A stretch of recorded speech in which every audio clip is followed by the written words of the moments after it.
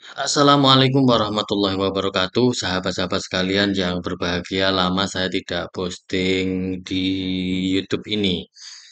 Ada sesuatu yang menarik dan saya ingin bercerita bahwa satu minggu yang lalu, tepatnya hari Rabu, saya mewawancarai Mas Habib yang merupakan orang di Tebuireng yang terlibat di dalam pentasihan buku biografi Kiai Yusuf Hasim, di mana ini buku Kiai Yusuf Hasim sudah di-launching di Tebuireng dan disambut dengan hangat oleh para audien, para pejabat. Ada Bu Khofifah, kemudian ada Pak Menteri Kebudayaan Fadlizon. Nah, dan direncanakan akan segera diusulkan untuk menjadi pahlawan. Nah, ini tentu menarik untuk kita kaji. Yang kita kaji yang pertama adalah saya merasa bersyukur bahwa semakin banyak orang menulis perjuangan orang-orang pesantren, terutama adalah kiai-kiai yang berjasa di dalam kemerdekaan ini.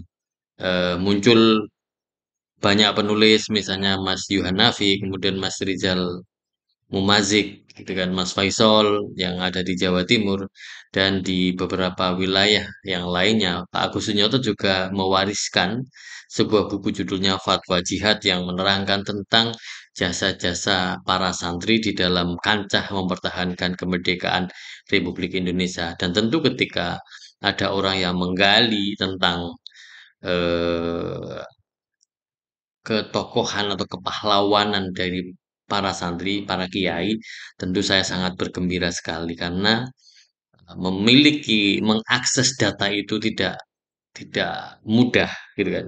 Tidak mudah dan baru-baru ini yang kemudian muncullah peran-peran para kiai sehingga kemudian negara memberikan sebuah garansi berupa Hari Santri ini. Nah, kalau semakin banyak orang yang menggali ini, saya tentu sangat bahagia, sangat gembira sekali. Karena akan memperkaya khazanah pesantren yang tidak sekedar kitab kuning, tetapi juga dengan kaya dengan sejarah dan peran-peran mereka. Nah, inilah eh, NU yang harus ditampakkan adalah bagaimana peran-peran mereka terhadap negara. Nah, tentu, terus yang kedua, tentu saya tidak ingin kalau nanti beliau ini Kiai Yusuf Hasim yang merupakan putra dari Hadratus Syekh Hasyim Asy'ari itu kemudian menjadi pahlawan, itu kesannya jangan sampai kesan yang politis. Artinya ya karena koneksi, karena misalnya orang pengasuhnya itu pendukung Pak Prabowo kemudian diusulkan, terus kemudian jadilah pahlawan. Ya, itu sah-sah saja sih, wajar-wajar saja. Tetapi di dalam dunia akademik, ketika ada orang yang membaca, kemudian ternyata tidak ada peran yang signifikan terhadap negara, tentu itu akan menjadi polemik dan menjadi rasan-rasan bagi banyak kalangan. Apanya yang kiprahnya apa, perjuangannya apa, yang jelas yang konkretnya. Harapan saya para penulis-penulis atau eh, dalam hal ini Tebu Ireng yang ingin mengusulkan beliau menjadi pahlawan, menyusul Hadratus Syekh Hasyim Asy'ari, Yai Wahid Hasyim, Gus Dur, dan Yai Yusuf Hasyim mungkin ya. Nah, tentu yang harus kita kita buat argumentasinya adalah kiprahnya yang jelas dulu. Bagaimanakah beliau ini? Kalau melihat sekilas dari wawancara-wawancara dan bacaan-bacaan saya bahwa memang pada era tahun 45 sampai tahun 1950, para santri-santri itu semuanya bergerak. Sehingga ada anak-anak kiai yang sampai tidak ngaji gara-gara memang harus ngangkat senjata. Nah, salah satunya adalah Yai Yusuf Hasim dan ini dalam wawancara saya dengan Mas Habib dikatakan memang beliau Kiai Yusuf Hasim itu tidak bisa ngaji. Dalam arti tidak bisa ngaji, tidak bisa mempeng di dalam ngaji kitab kuning, duduk sebagai pengasuh misalnya ya ketika di pondok kan biasanya ada kiai yang ngulas kitab ini, kitab ini, kitab ini. Tapi sosok Yai Yusuf Hasim itu tidak. Jadi beliaunya adalah seorang politisi tapi juga seorang pengasuh pondok pesantren. Nah ini. Kemudian mungkin catatan yang menarik adalah bagaimana kita menggali posisi beliau sebagai Hizbullah. Yai Khalid Hasim, kalau Yai Khalid Hasim itu peta ya. Beliau ini adalah eh, peta. Jadi saya pernah baca bukunya, jadi putranya Kiai, ada yang jadi tentara juga, salah satu adalah Yai Khalid Hasim. Kemudian Yai Yusuf Hasim itu ternyata juga beliau adalah Hizbullah, ya Laskar Hizbullah. Dan oleh keterangan dari Mas Habib, Yai Yusuf Hasim ini dititipkan kepada Yai Munasir Ali di Mojokerto. Dititipkan dalam arti diemong karena beliaunya ini Yusuf Hasim itu orangnya keras dan beliaunya sangat taat kepada Yai Munasir. Karenanya hubungan dengan Kiai Munasir sangat baik sekali. Jadi persoalan-persoalan dia, persoalan di keluarga, persoalan di pondok, persoalan di manajemen, persoalan di politik dan sebagainya itu dibicarakan bersama-sama dengan Yai Munasir Ali.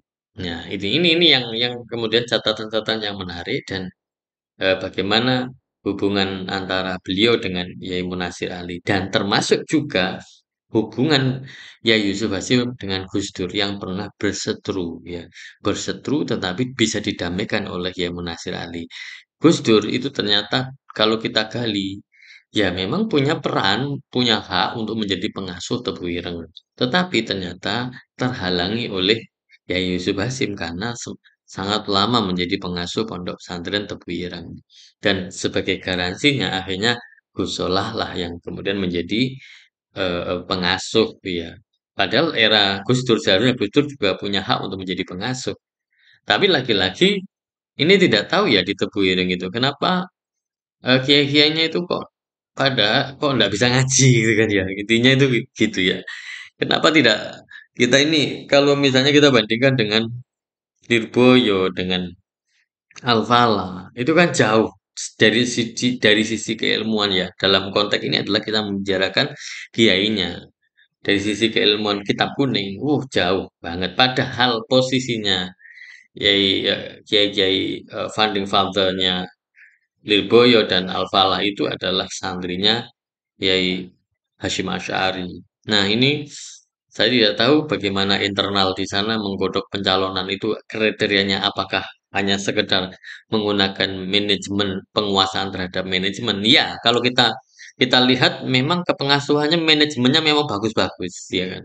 Tetapi dari sisi keilmuan, apakah itu tidak menjadi sebuah kualifikasi untuk menjadi seorang pengasuh? Nah, ini saya juga tidak tahu sih.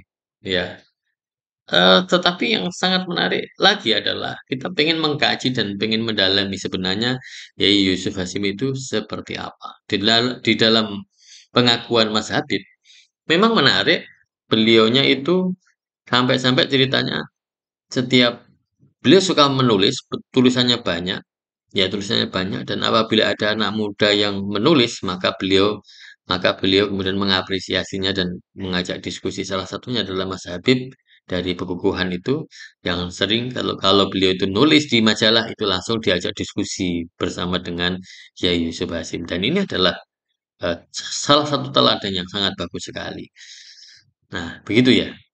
Dan kita belum tahu sejauh mana saya lihat di YouTube di Tebu Ireng pada waktu itu juga tidak banyak mengupas tentang sejarahnya beliau, biografinya bagaimana oleh penulisnya sendiri juga belum banyak dan sepertinya beliau penulisnya itu kepinginnya me- apa namanya memisah-misahkan buku sehingga nanti sampai berlanjut apa namanya satu dua tiga tidak satu lengkap utuh begitu kan.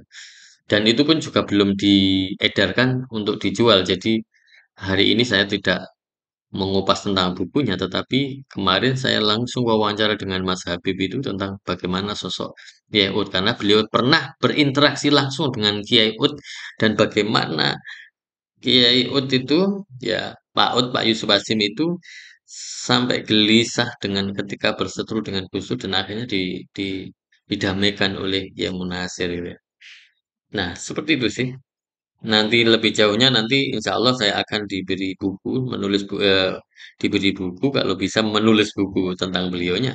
Tapi karena data-datanya itu perlu digali lebih dalam ya, kita belum bisa banyak berbicara dan itu sekilas ulasan tentang bagaimana Kiai Yusuf Hasim yang sangat yang mungkin yang potret yang saat ini yang bisa kita lakukan adalah beliau adalah seorang seorang tentara ya, seorang Hizbullah kemudian menjadi tentara, tapi mengundurkan diri dan kemudian berkiprah di PBNU dan kemudian berkiprah lagi menjadi DPR pusat sekaligus sebagai pengasuh Pondok Pesantren Tebu Ireng. Jadi Riwariwi Surabaya, Jombang, Jakarta. Ya, tapi efektifkah pada saat itu?